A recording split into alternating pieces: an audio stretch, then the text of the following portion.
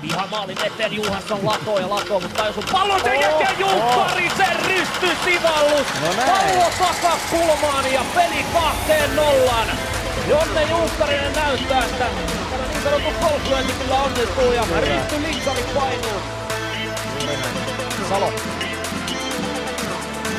Hyvä Salo puolesta, että Jukkarinen. Hoikkasen maalin takaa, Hoikkanen Salolle ja 4-0.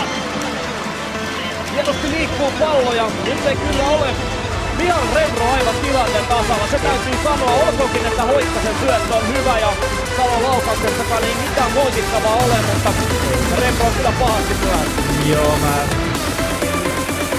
Kimaalla tuolla pointti 9-1. Tietääkö hän nyt tämän tilanteen, koska silloinhan voitaisiin yrittää ihan tosissaan tätä. Ja siellä tulee seuraava Ville Lattikainen maajoukkueuran ensimmäinen 8 lystiä. Nyt tämä viimeistään alkaa ratkeamaan, jos se nyt ole jo jollakin tasolla ratkennut aikaisemmin. Eikö senkin tässä ole pystynyt haastamaan? Näin Ville Ersiikeninen hyökkäjä.